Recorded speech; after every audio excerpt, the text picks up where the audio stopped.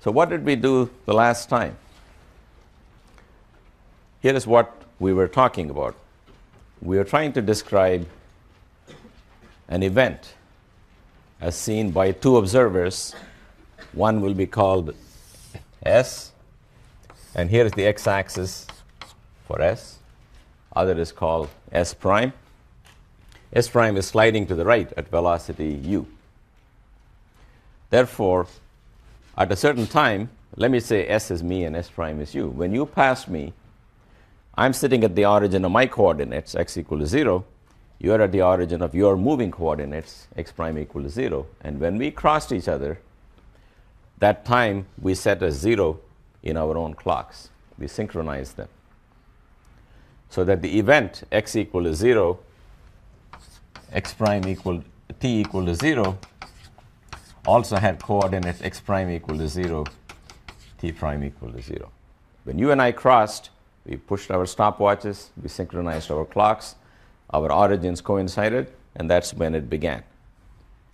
So after some time, you are here, this is your frame, and this is my frame. If something happens here, something could be anything.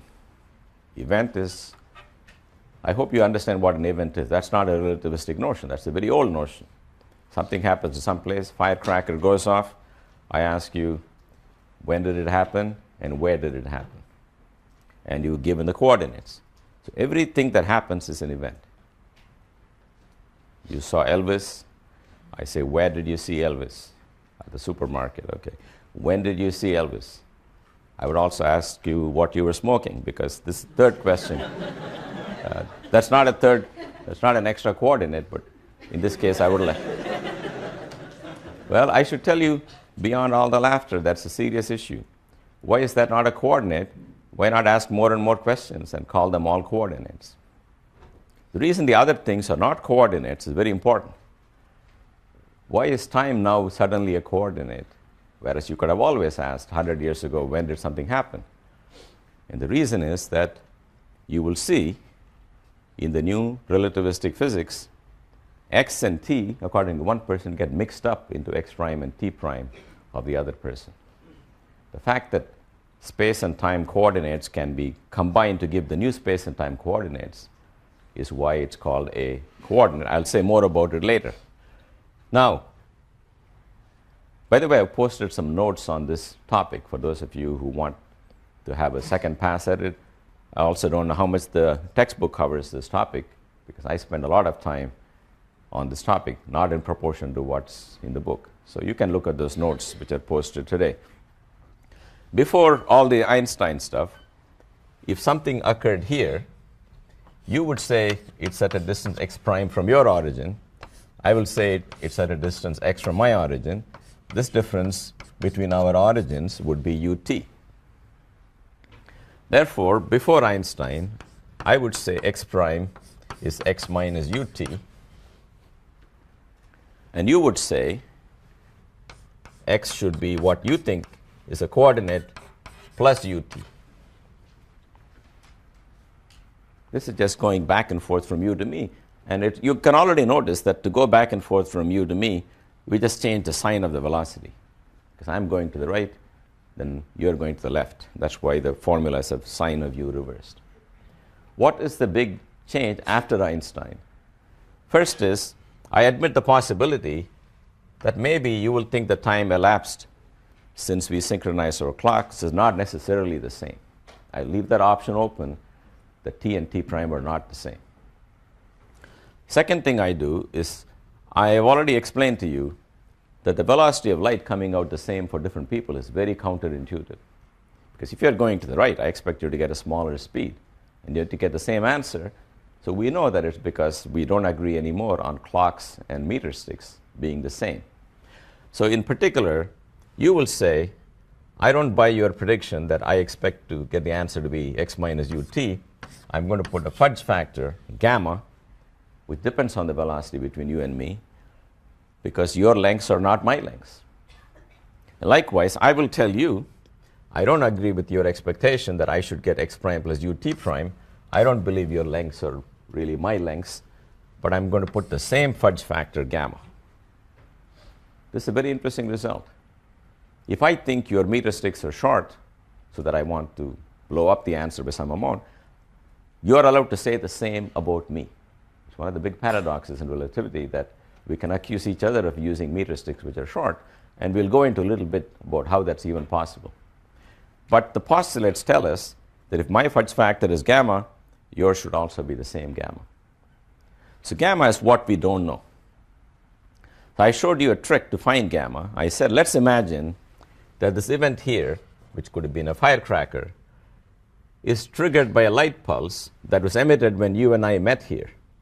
The light pulse goes racing and sets off an explosion here. That's the event we're talking about.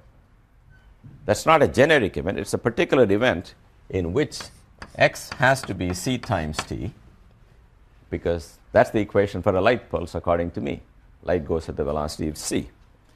And the event has got the same velocity according to you.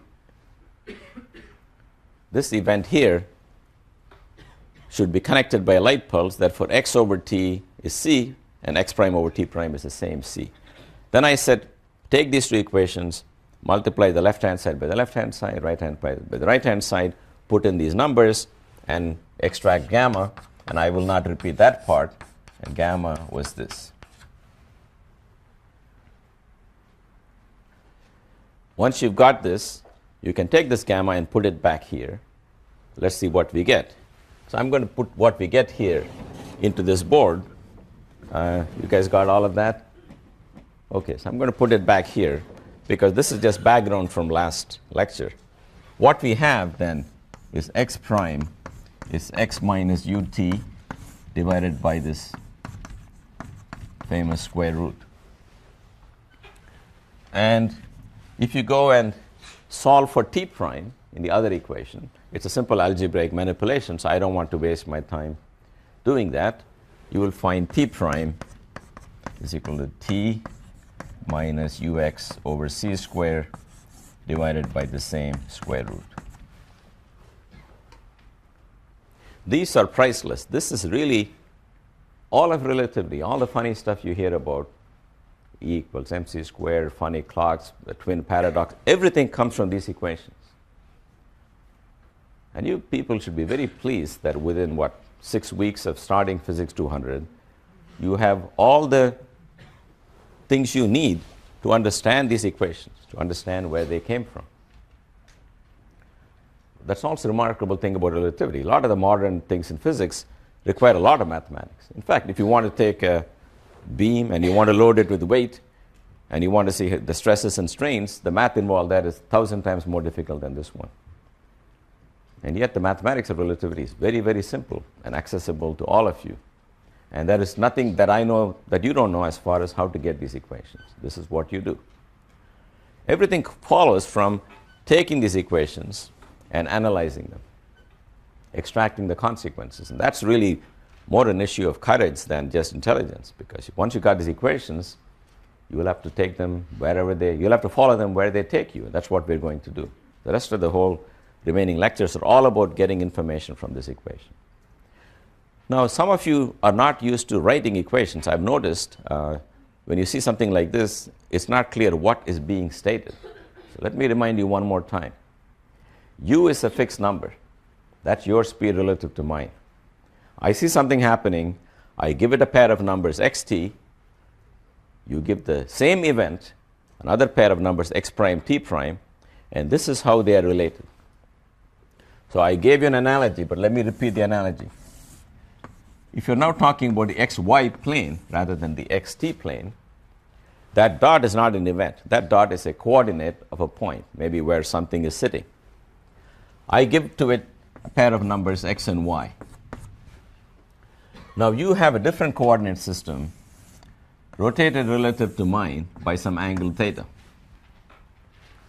To that same location, you measure x prime up to here and t prime from there along. I'm sorry, x prime and y prime are measured along your axis. And the formula there is x prime is x cosine theta plus y sine theta and y prime is minus x sine theta plus y cosine theta. Theta is the analog of the velocity now. If theta is 0, you and I agree completely. If theta is not 0, your axis is rotated relative to mine. And the same point has two different numbers, x, y for me, x prime, y prime for you. And the relation between them is this. So you plug in my x and y, you can get your x prime and y prime. Let me give a concrete example. Let's take theta equal to pi over 4, or 45 degrees. Then, as you know, at 45, sine and cosine, they're all the same, 1 over root 2. So in that case, x prime is x over root 2 plus y over root 2, and y prime is minus x over root 2 plus y over root 2.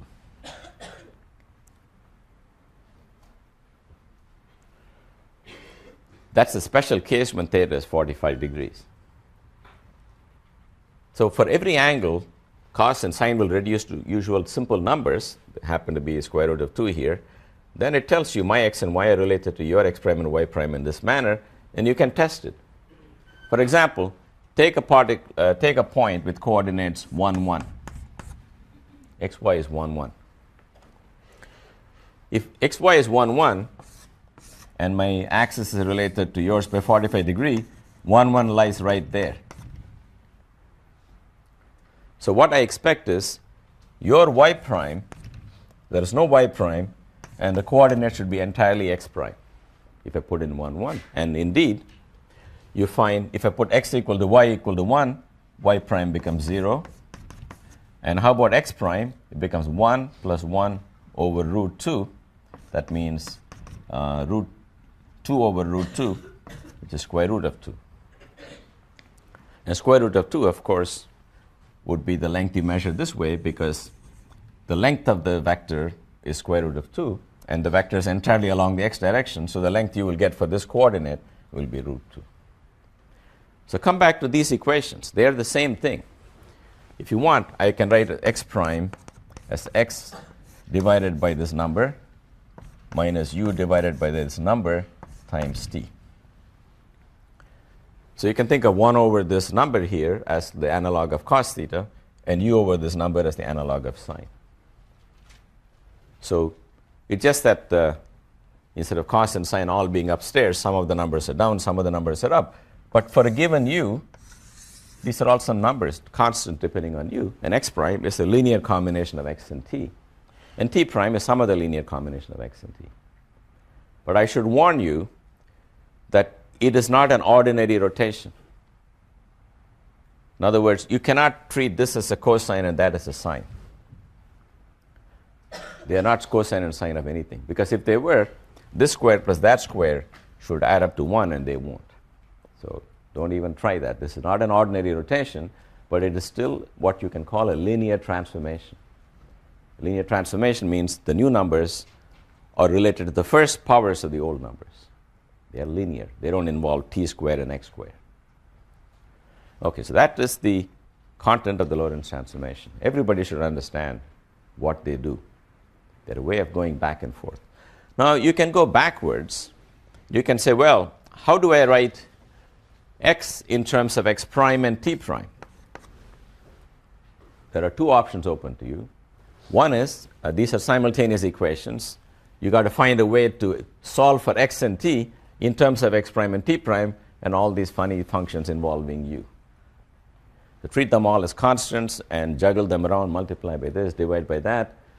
But you shouldn't do that, because you know what the answer should be. The answer should be the same as what I got with the velocity reversed. So x will be x prime plus u t prime over the square root. If I write the square root, it means I don't feel like putting what's in it. It's the same old thing. So I got tired of writing that.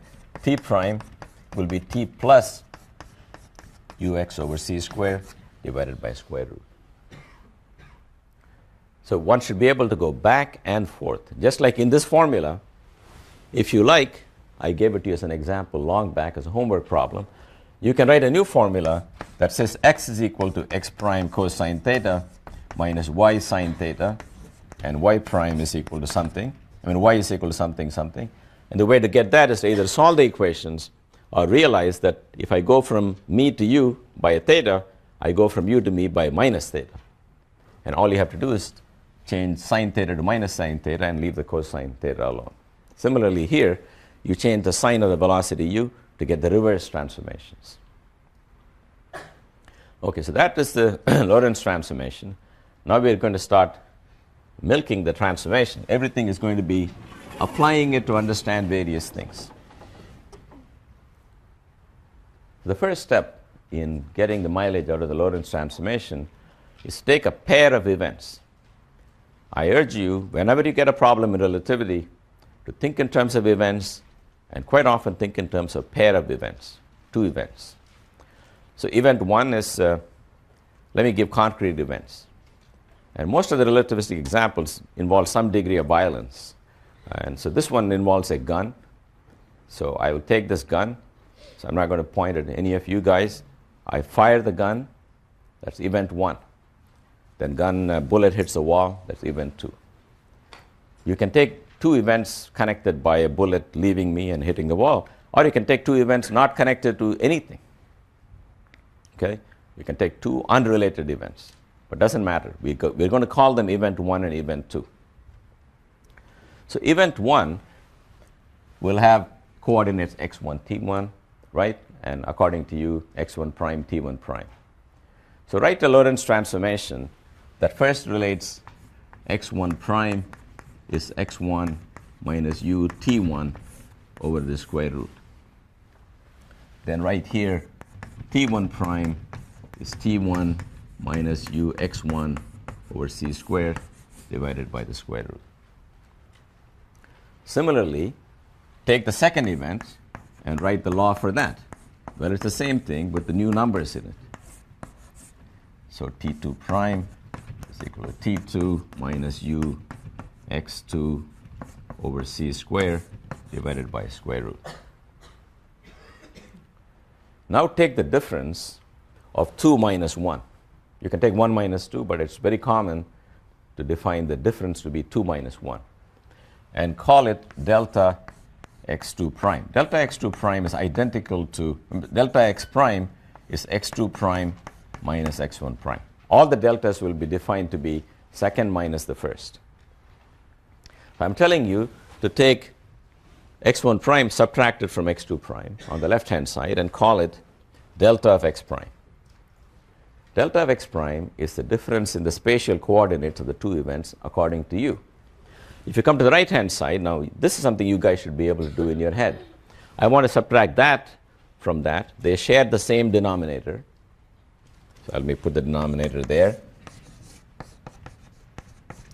In the numerator, you will get x2 minus x1, which in my convention, I will call it delta x, and the other one will be u delta t. What this tells you is that differences in coordinates also obey the same Lorentz transformation. Instead of saying the coordinate of an event was xt, and you get x prime t prime from the Lorentz transformation, if you take a pair of events, and they are separated in space by delta x and in time by delta t according to me, the separation according to you, your delta x primes and delta t primes, are given by similar formulas as the Lorentz transformation. Put a delta everywhere.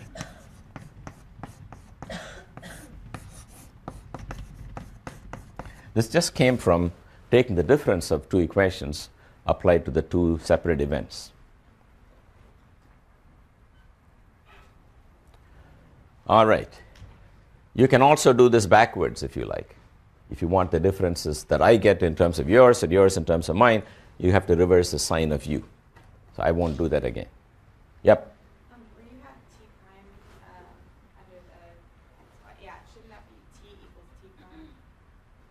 Here? Yeah, not This was the formula for x in terms of x prime and t prime, and t prime in terms of t and x. Here?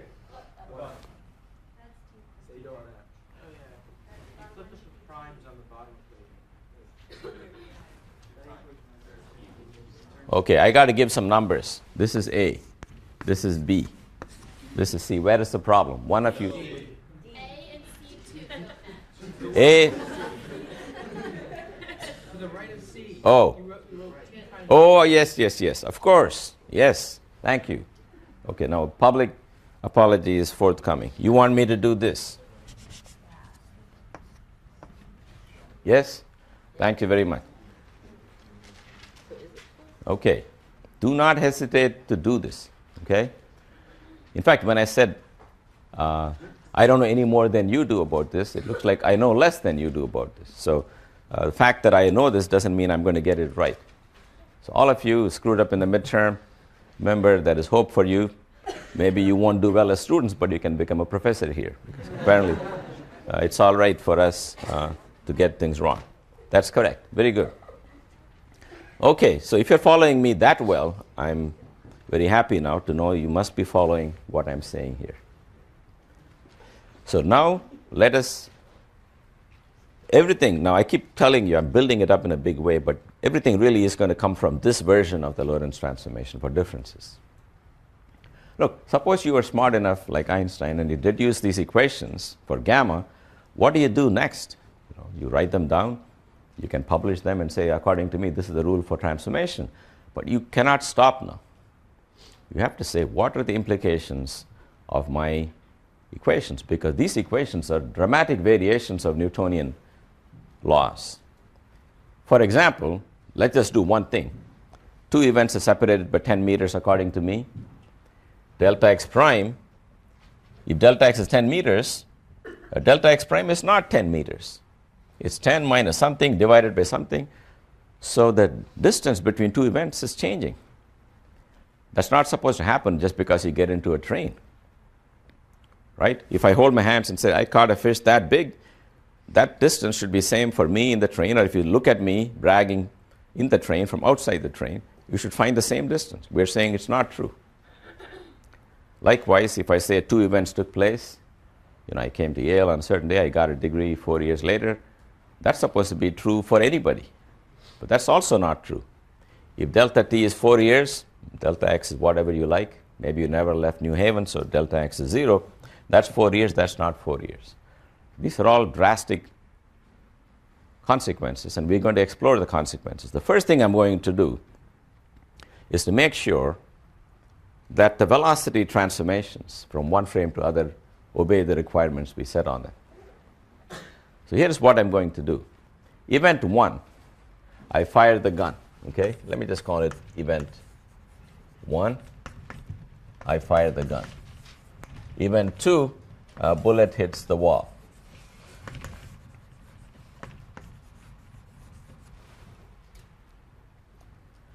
So the separation between these 2 events is delta x for me, and the time it took the bullet is delta t.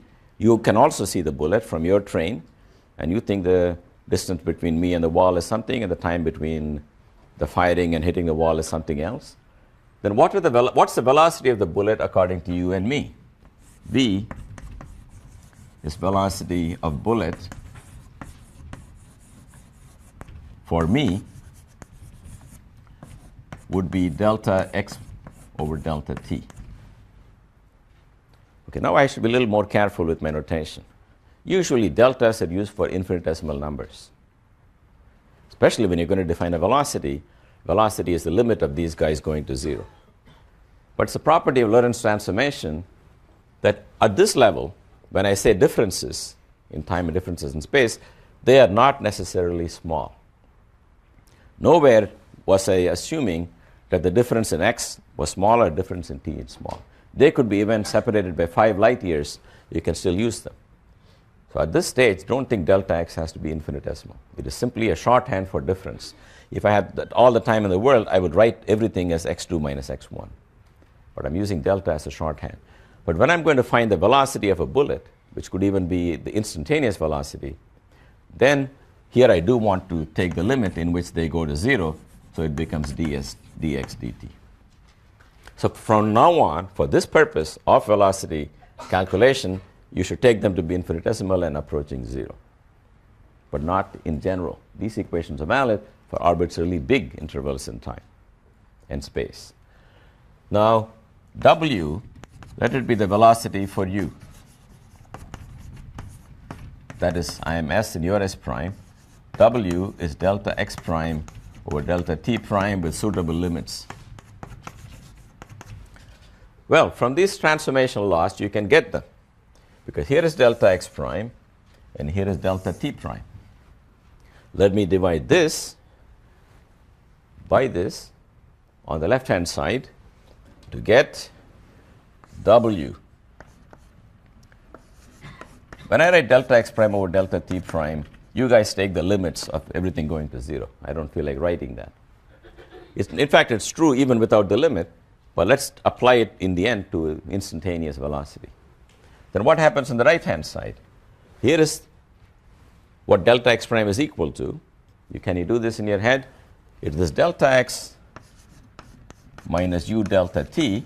This denominator cancels between dividing this by this. So it looks like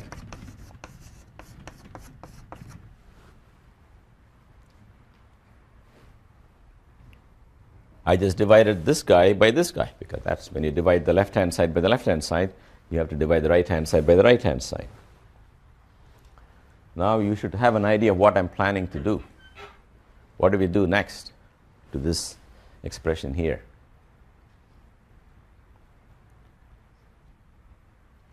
Yes? Limit of what? If I just take the limit of delta t going to 0, you're just going to get 0. That's not the limit you want to take. You've got to bring velocities into the picture. Yes? As u approaches c. Pardon me? As u approaches c. No. For any value of u. Everything by delta t. Yes. What you want to do now is to divide the top and bottom of this by delta t, because you got the velocity of the bullet according to you. I want to get the velocity of the bullet according to me into the picture. That is delta x over delta t. Well, this is not a typical derivative in calculus. Okay, you got to divide everything by delta t. Then you will get delta x over delta t there minus u divided by 1 minus u over c squared times delta x over delta t. This is true even for finite differences. Now take the limit. Then this becomes the velocity of the bullet minus u divided by 1 minus u v over c squared.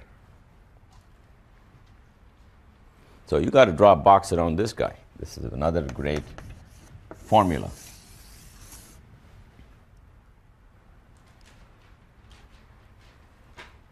So I hope you know why I divided by delta t. I want to find the velocity of the bullet according to you and according to me. For you, I took the distance over time. Well, I've got all these distances and times in the top and bottom, so I divide by the time, so everything turns into a velocity. So this is the velocity of the bullet according to me. If you're going to the right at a speed u, in the good old days, what did I expect? You got to understand that. My expectation in the old days would be v minus u. Right? Bullets going at speed v, you're going at speed u to the right, so you will see a diminished speed by an amount equal to your speed. But now is the twist. There's something in the bottom, and the stuff in the bottom is a number less than 1, because it's 1 minus something. We're going to jack up velocity. Therefore, the velocity you will actually measure is somewhat bigger than what I expected in the old days. If you ever want to get back to the good old days in any relativistic calculation, you should let the velocity of light go to infinity. Of course, it's not infinity. What you really mean is u over c and v over c are negligible. That means my velocity, the bullet velocity, they're all small compared to the velocity of light. We get back the answer from the old days. This is the answer from the new days. Now let's find the beauty of this result. Let's get the reverse result. Let us solve for the velocity I get in terms of the velocity you get. Now again, I think you realize you can do the algebra, but you guys should know that to go from me back to you, I should simply reverse the sign of our relative velocity.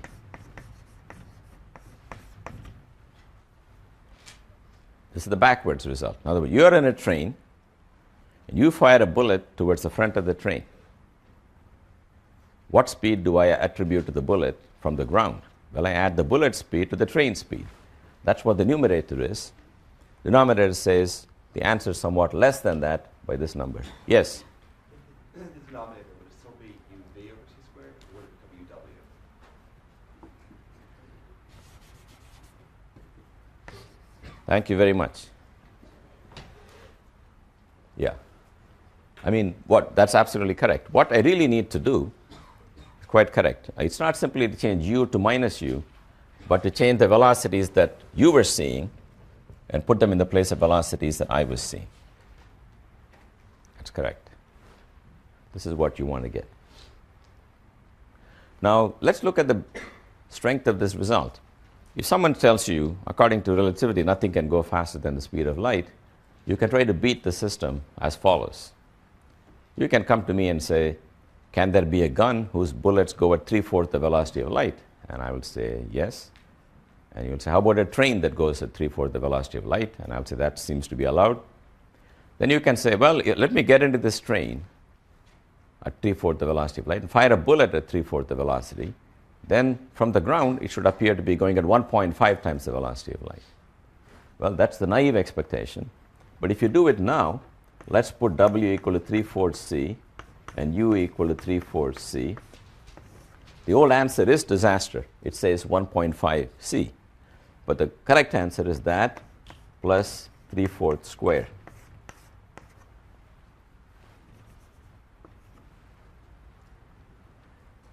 So what is this guy? This is 1.5 c divided by 1 plus 9 over 16.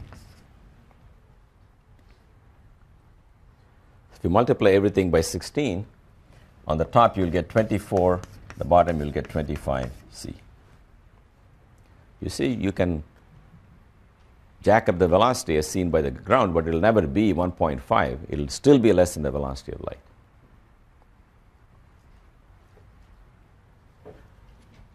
And the last thing you want to check of this velocity addition formula is why we started the whole thing.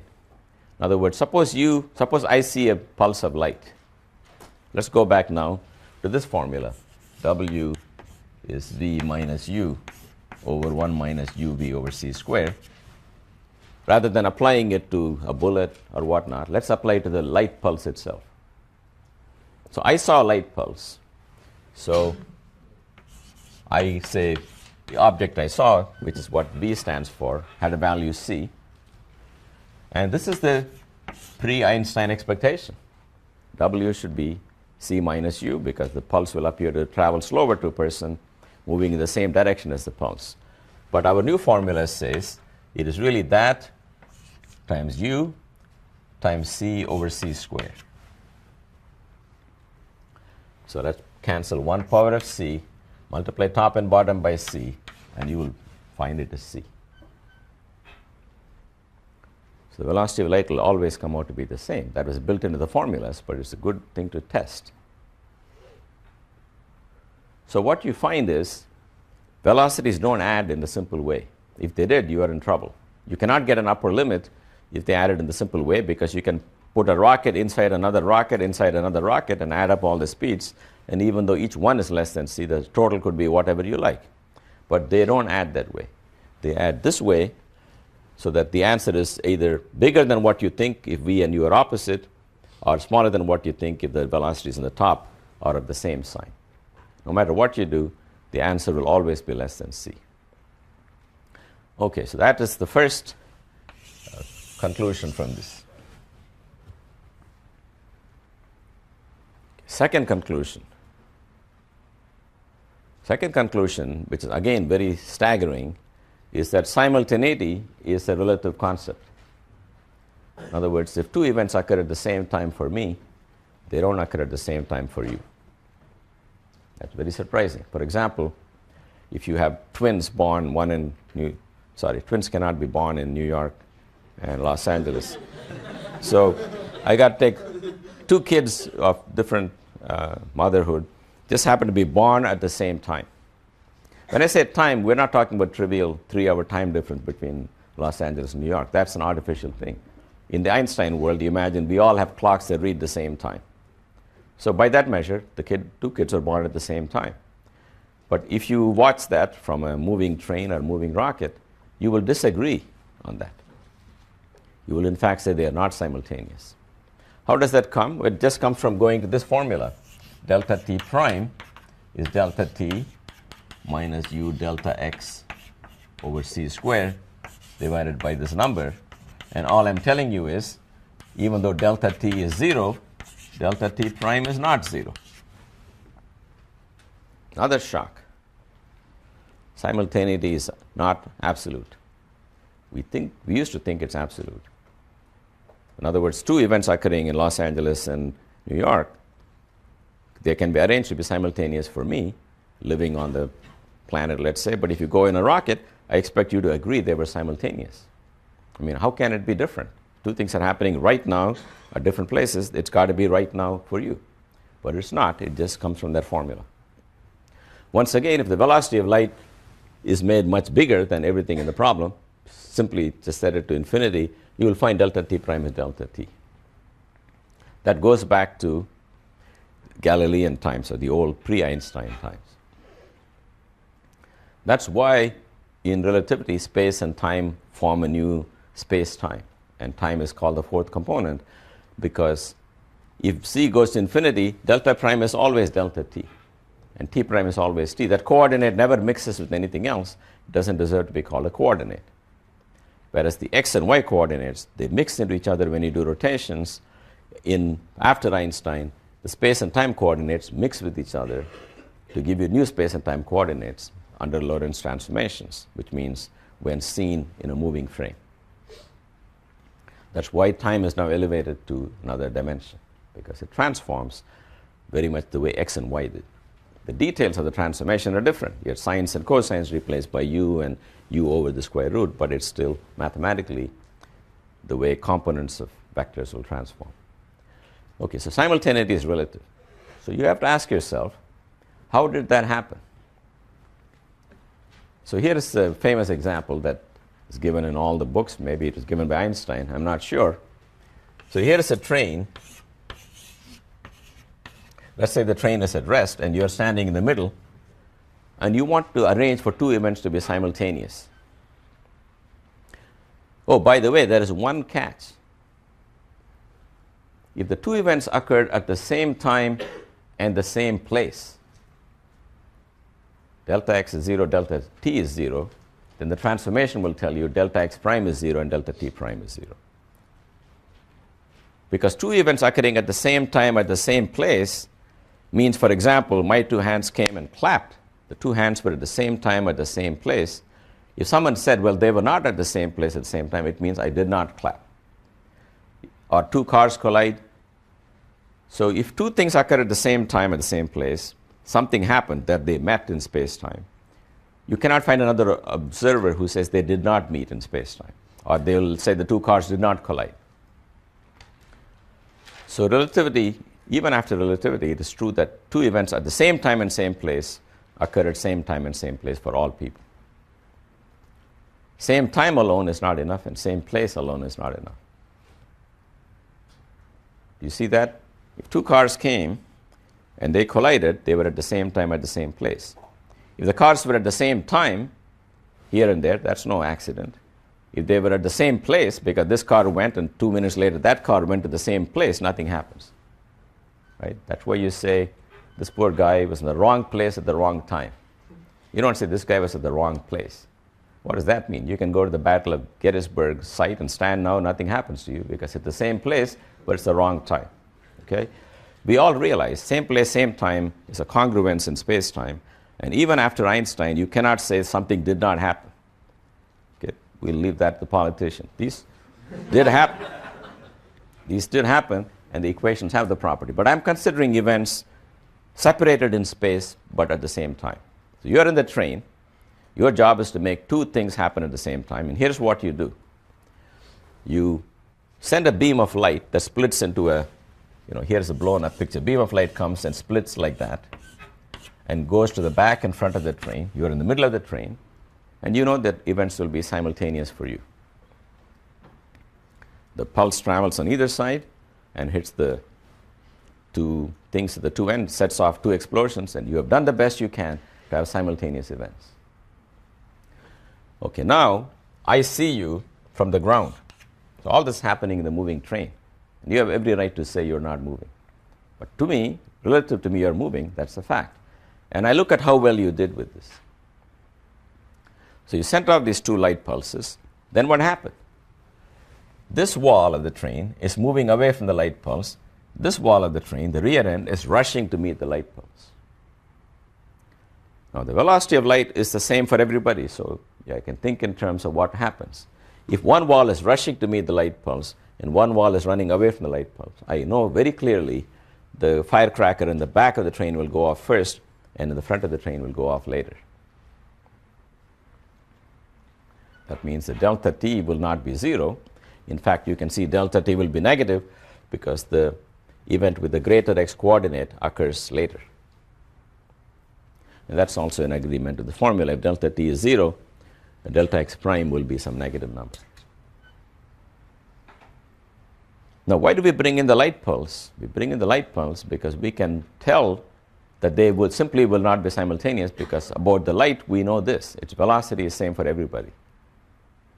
That's why all arguments in relativity involve doing things with light pulses or communicating with light pulse, because we know what light does. It travels at one and the same velocity for all people. That's the postulate. Therefore, we know you couldn't have done any better in making them simultaneous, and I simply disagree with you. I say they just did not happen at the same time, and there's no question of who is right. Operationally, for me, those two events were separated in time by some amount. And for you, they were not. That's a great new idea that things did not happen at the same time for all people. And relativity tells you that they didn't and tells you by how much they will differ. Okay, then I take the next surprise here. Next surprise has to do with clocks. The claim is that clocks will not run at the same rate. Okay, when we bought the clocks, we compared them, we got them from the same shop. They were completely in sync, and you put one in your train, and you got into your train. And the claim is that I will find that your clocks are running slow. Let me show that to you.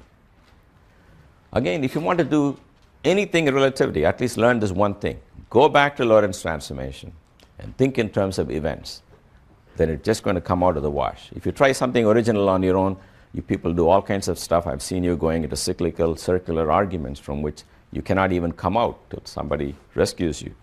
So don't do that. So I'm looking at a clock. You've got to ask yourself, how do I turn this issue of time into a pair of events? So I have my clock. So it goes tick, tock, tick, tock. So I take two events. Event 1, clock says tick. And event 2, clock says tock. I tell you why I have tick and tock, because I want to have two distinct kind of events. So we can talk about them. So this event is a clock that I am carrying with me. Clock is with me. So let me put the clock at the center of my coordinate system, at the origin. It doesn't matter where it is. Let me put it at the origin. The space-time coordinate is x equal to 0, t equal to 0, is the first tick of the clock. How about the next tick? The next tick, this is x and t coordinates. The tock of the clock, let me call tau 0 is the time of the clock, is the time period. How many seconds elapse between the tick and the tock? Main question is, what is the location of the second tick or the tock? Where does that happen? Yes? It doesn't move with respect to me, and I'm talking about the clock that I'm holding in my hand. So if the first event took place at x equal to 0, second one also takes place at x equal to 0. You understand? I'm holding the clock. I've traveled forward in time. It's tau 0 seconds later, but the clock has not gone anywhere. So the two events, the two tickings of the clock, are separated in space by 0 and in time by tau 0. That means delta x is equal to 0, delta t is equal to tau 0. What do you get? According to you, the time difference between the two ticks is delta t, which is tau 0, minus u, etc., times 0 divided by this factor. That means the time difference between the two ticks will be bigger. If tau 0 is 1 second, If you divide 1 by 1 minus u squared over c squared, you're going to find out it is less. It's more. For example, if this factor in the denominator is 0.5, then delta t will be 2 times tau 0. In other words, when your clock has taken 1 second to go from one tick to the next, I will say, according to me, the real time elapsed is 2 seconds. It can be 10 seconds, it can be 100 seconds. You can make delta t as big as you like by letting u approach c. Do you actually mean t prime or? Yes. Thank you. I'm having this problem today with the prime. T prime is tau 0 over this. If you put tau 0 equal to 1 second, question there, guys? I wanted to know why that u went to 0 for delta. No, u did not go to 0. U is not 0. U delta x over c squared is the delta x that went to 0. Go to the Lorentz transformation. Delta t prime is delta t minus u delta x over c squared. Delta x is 0. Okay. Because that's where I'm telling the equation the clock is at rest with respect to me. That means the two. That referred to the observer moving relative to you. No. In this example, let the unprimed observer be the one holding the clock. Okay. Then delta x is 0, delta t is whatever the time of the clock is, 1 second. Delta t prime is seen by anybody else going at a speed u relative to me. You can also do it backwards by taking the clock in the hands of the s prime. You've got to do a little more work. It's a lot easier here because I get to pump into the equation two facts at one shot. That the time between the two ticks is 1 second, and it's at rest with respect to me, which is why the delta x vanished between the two ticks. If I want to use your equations, delta x prime won't be 0 because the clock has moved. And you can do it. I think shown in my notes how to do that, but it's unnecessary. This is the main result. Now here is the paradox.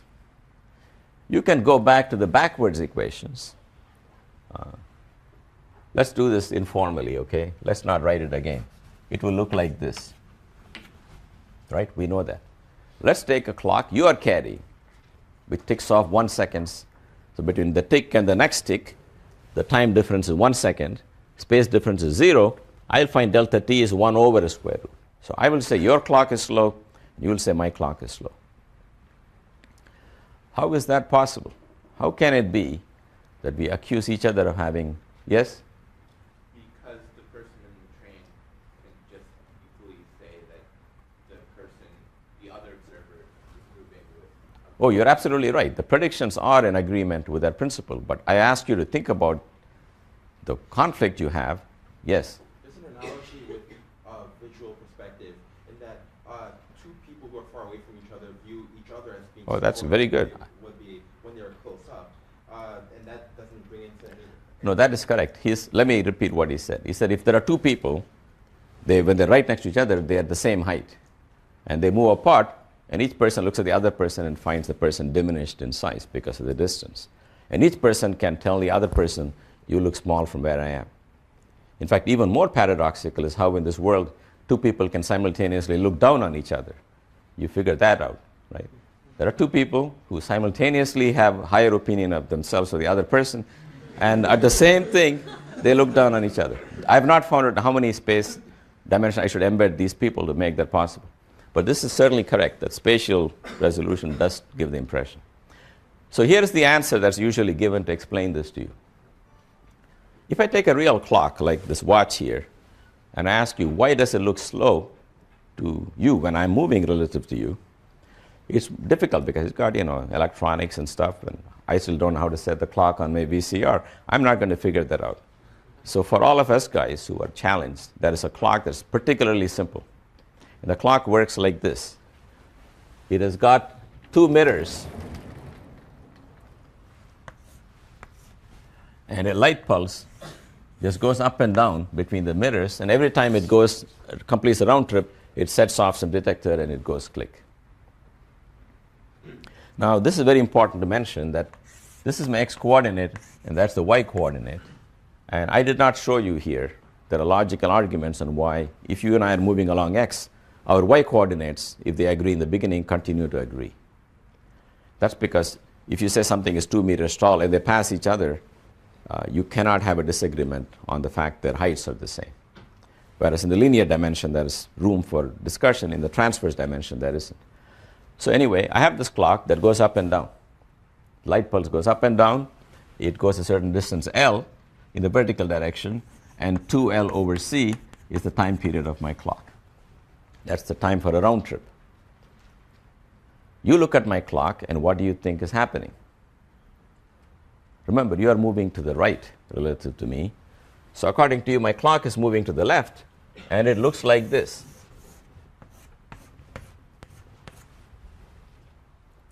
Light beam is going on a zigzag path according to you. You agree? That's very clear. If for me the pulse is going up and down, for you it's going on the hypotenuse. You can imagine how with the hypotenuse u squared and c squared are going to come from drawing the sides of the triangle. That's why the time will come out longer. Now why do we like this clock? Because we know everything about the operation of the clock. We know that this path is longer than the straight up and down path because the transverse coordinate is known to us. Furthermore, we know the velocity of light is the same in all frames of reference, so light going on a longer path is simply going to take longer. So I know your clock would slow down. Now here is the beauty. The beauty is that if you have a clock that's going up and down, straight up and down, when I see it, it's going to look like this. So it's as simple as saying that if you had these two clocks, when I think it's going up and down, you'll think it's a zigzag this way, and I look at your clock, it's a zigzag the other way. It's perfectly okay for me to say to you, your light pulse is going on hypotenuse, mine is going up and down, and why you can say that to me. So at least this light clock explains to you why clocks will appear to be slow. Now the question you can ask is, what if I have some other clock with gears and wheels and teeth and whatnot? How does that slow down? The answer is we don't know exactly how to explain that clock, but I know that if you carry a light clock and another clock made of wheels and gears, they should run at the same rate. They should run at the same rate because if they ran at different rates, one slowed down and one didn't, by comparing the two clocks, you can determine your velocity. And that we know is impossible by the postulate that you cannot detect uniform velocity. Therefore, if the light clock does something, all clocks must do the same thing, regardless of their mechanism. And that includes biological clocks. So if you have a clock, which is just yourself, I look at you, over 15 or 20 years, I notice some changes. You become taller, then your hair turns white, your teeth fall off. That's a clock. And that clock should also slow down. Because I don't care how your life systems work, but you are a clock and you got to slow down. That's why you can make predictions about what will happen to living systems, even though that's not our main business. So in particular, if you take a clock, which is made up of mechanical parts, and a human being, and they travel at high speeds, the aging of the human being should slow down, just like the clock's ticking will slow down, without knowing the reasons for it. So this leads to a very famous paradox called the twin paradox. So the twin paradox says that you got two guys, twins. Now this is actually a valid example. They're born at the same time, same place, and then one goes on a trip at some speed u and goes around and comes back. So I think the person's been gone for 20 years, my twin. So let's say he was 20 when he left, so I expect him to be 40 when he gets back. But he'll come back younger because as a clock, he has slowed down. So what I think is 20 years, could be, my time is 20 years, but his time could be 10 because this factor downstairs is 0.5. So he can come back being younger than me. Yes? Doesn't that paradox arise in general relativity because the time dilation stuff is because of acceleration and not because you have different velocities? But we got to be careful. So his point it has something to do with acceleration. But the real question is this. So if I'm on the ground and I send my twin on the trip and we meet, Now the clocks are being compared. As long as the zigzag is going this way and that zigzag is going that way, you can say what you like. But what if the clocks are brought head to head and compared? Can they both be slower than the other? We know that's impossible. So instead of clocks, we use human beings and dramatize the paradox and say, who will be younger, me or the twin who went on the rocket? Well, there can only one answer that question. And yet, what if the twin says, well, I have no reason to believe that I moved. You're the one who went on the trip the opposite way, so you got to be younger than me. Yes? I guess the case that the twin knows that he's the one that moves because he felt all the effects of the acceleration that necessarily had to bring him back to the circle. He can't just travel along a straight line and not accelerate and then meet the twin back where... Very good. Okay, I couldn't have said it better. Let me repeat it. The point is, as long as you got oppositely moving clocks, they can believe what they want of each other. But if you want the clocks to be subject to a comparison, then you can never compare objects that are constantly moving at opposite velocities. So somebody's got to turn around and come back. So in the case of the twin, he and I were at rest. The twin got into the rocket to set up the velocity difference between him and me. So in the early stages, he is the one undergoing acceleration and not me. And likewise, the twin went somewhere and stopped and turned around and came back. The twin is suffering the deceleration. So there are two periods, at least during the voyage, when the twin has no right to claim that he is not moving, that I am. That's why we don't have the same status. Whereas for me, the whole time, Newton's laws and the laws of inertia were operative for me. Whereas for him on the rocket, during takeoff, things started flying off, and during landing, things started flying off. He cannot possibly claim he has the same status as me. That's why in that problem, the relationship is not symmetrical. And one person can say, I did not move because I was always inertial. Other will say, have to concede that he moved. Yes? What if our first twin moves, accelerates, and then the other one accelerates to the same speed? Yeah, then if you do it, if you give them symmetrical accelerations, both leave like this and both come back, then both will agree on their age, but they will disagree with the person on the ground. Suppose there's triplets. You got triplets and two kids are sent out that way, third one stays back. The third one that stays back will be older than the others. So this is not science fiction at all. If you want to be alive for the year 3000, you can do it. You just have to get into a rocket at sufficient velocity close to the speed of light so that this is 3000 years, okay? And you figure out how long you got to live, maybe another 50 years. Do the math, you find the speed, get into the rocket, and go and come back. Now, this experiment is done all the time with microscopic particles. You know, they are accelerated in Fermi lab, for example. They go around on a ring, and just by virtue of their motion, they live a very long time. So particles that are supposed to have a short lifetime, which you calculate in their own rest frame, live much longer because they're moving. And one way to keep them moving is to put them on an accelerated ring, and they live for a very long time. Yes? But the guy on the rocket, respect to the rocket itself, it's still 50 years, right? Not 3,000. No, rocket will think I'm 50 years older. If you went on the rocket, it's 50 years for you. For people on the ground, it's 3,000 years. Right, so you still live 50 years on the rocket. Yeah, but if you don't want to age at all, you can arrange it. You want, what, 5 years? Okay, you just fix the number. You want to age only 0.5 years? That's another number. You never run out of numbers. You can let U approach C as much as you like. And you can live as long as you want. And come back whenever you want. Other issues like going backwards in time, I'll come back to that later. There are problems with that.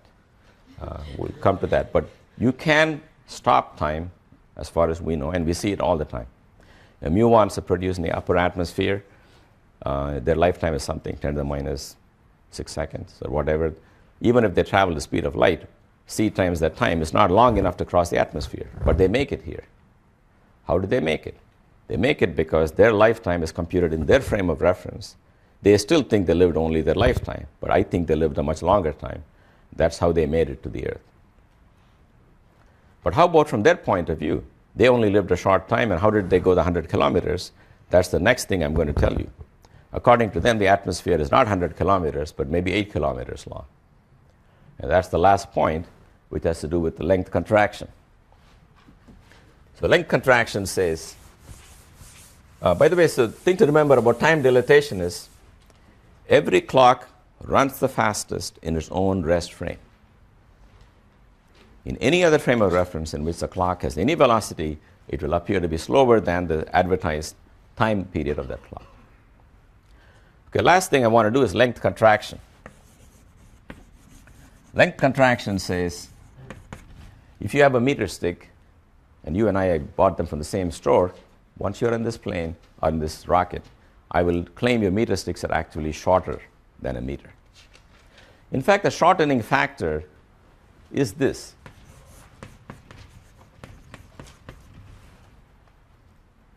This is the shortening factor. In fact, way back in the derivation of the Lorentz transformation, the fudge factor I calculated, taking your lengths into my lengths, is precisely connected to this factor. If you say the length is something, I will tell you that the length is actually less than that, because your meter sticks are short. But let me prove that to you. So let's take a rod that's moving.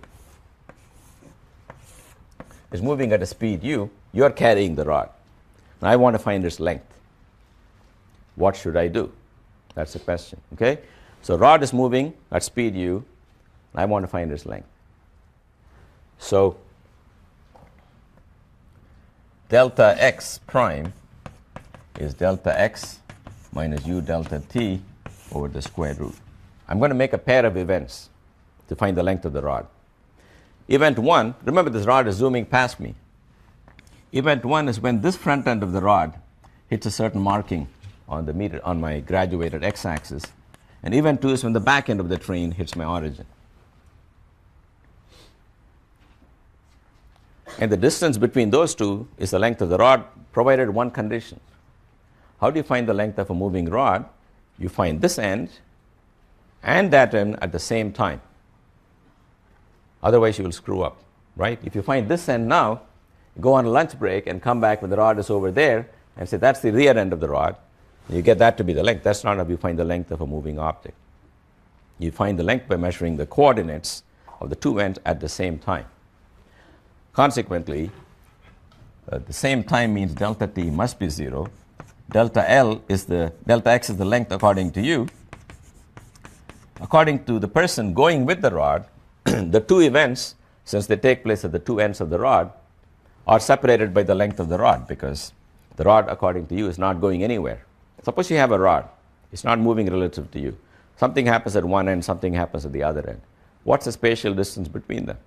It's the length of the rod. That's the meaning of the length of the rod. Therefore, if you cross multiply, you get this result. L is L0 times. So the real length. So a rod will appear longest in its rest frame, and to anybody else it will appear shorter. Clocks appear fastest in the rest frame, rods appear longest in the rest frame. For anybody to whom a rod is moving, the rod appears short. So here is another paradox then. I make a hole in my x-axis. I make the hole to be half a meter long. This is half a meter.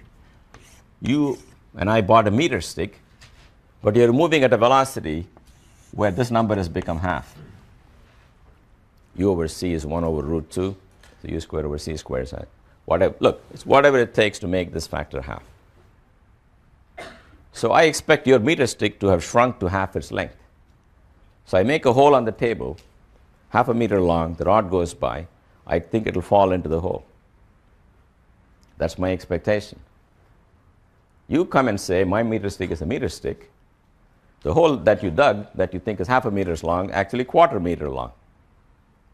So there's no way my meter stick is going through that hole in the table, because it's 4 times as long as the hole in the table. You understand that?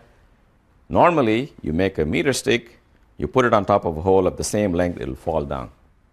But if it's a moving meter stick, which has contracted according to me from 1 meter to half a meter hole is enough for it to fall. But from your vantage point, my half a meter hole looks like a quarter of a meter hole. Your meter stick still looks like a meter. So the question is, when this experiment occurs, will it fall or not? Again, these are all paradoxes. If you invented the theory, you got to defend these paradoxes. You cannot get two answers to one question. That's the logical issue. So the answer to these problems is, if you know one point of view in which it is correct, that's the right answer. Then the other person has to figure out what happened. So from my point of view, if I made a half a meter hole and your rod is shrunk to half the length, it's going to fall. So it will fall. The question is, how does the other person reconcile himself to the fact that here is, according to that person, the hole is a quarter meter long and the rod is 1 meter long. Well, for it to fall, you got to give it a little tilt, okay, so that it can actually fall in. I give it a little tilt here. How can this object fall into that end? The way other person explains it is, he said first this end went in here, other end was sticking way out. Then sometime later, the second end went in here, and that's how I got through the hole. Namely, the two ends did not go at the same time. That way, it's certainly possible for a 1 meter stick to go through a quarter centimeter hole in the table. I mean, give the rod a little tilt so it can fall into the hole. The tip enters first, the tail is way outside. Then after a while, the tail goes in. And in that manner, the rod goes in. So they can reconcile this paradox by saying the two ends did not go at the same time. Also, if you ask the other person who thinks something is 2 meters long and the other person thinks it's half a meter long, how do they reconcile it? I say I measured the two ends at the same time, but you will tell me you did not measure the ends of my meter stick at the same time. You measured one end and you goofed off, then you came back and measured the second end. By the time the rod had slipped to the right, you measured that end and you goofed off. You wait till it came there, then you measured the other end. That's why you got half instead of 1. And nobody is right or wrong. I did measure the two ends simultaneously according to me, but you don't have to agree they were simultaneous. So it's by going soft on what simultaneity means that you're able to reconcile this. In the Newtonian days, simultaneity is absolute, length was absolute. In relativity, simultaneity is relative and length is also relative, because the operational way to find the length of a body will not satisfy all observers. If I find the length of your moving meter stick, the two ends at the same time, you will say I didn't measure them at the same time, and the formulas of relativity allow that. That's how we live with the fact that we accuse each other of having relatively short meter sticks. I blame you on your measurement, but that blame is not a genuine blame, because you can dig a hole equal to the reduced length and things will fall in. So you have every right to say things have shrunk. And I will say, I didn't shrink, I fell in because my nose went in first and then a little later the tail went. There are various paradoxes. I'll just leave you with one. You have a garage, your parents built your garage 12 meters long, you bought a car 14 meters long, can you park it? Well, if you go at sufficiently high velocities, so the 14 gets shrunk to 12, there'll be a brief instant in which both ends of your car are inside the garage. Okay? Of course, you will have to smash through the back end of the garage, but you will maintain, yes, I smashed in that, but my car was in the garage for some time. And the parent will say, no, the front end went in, smashed the rear, the back hadn't even come in, a little later the back came in. So everyone will agree, you broke the garage, you broke the car, and the lengths were contracted relative to each other. And the phenomenon is that, according to you, there was a time the whole car was in the garage, and according to the parents, it was not.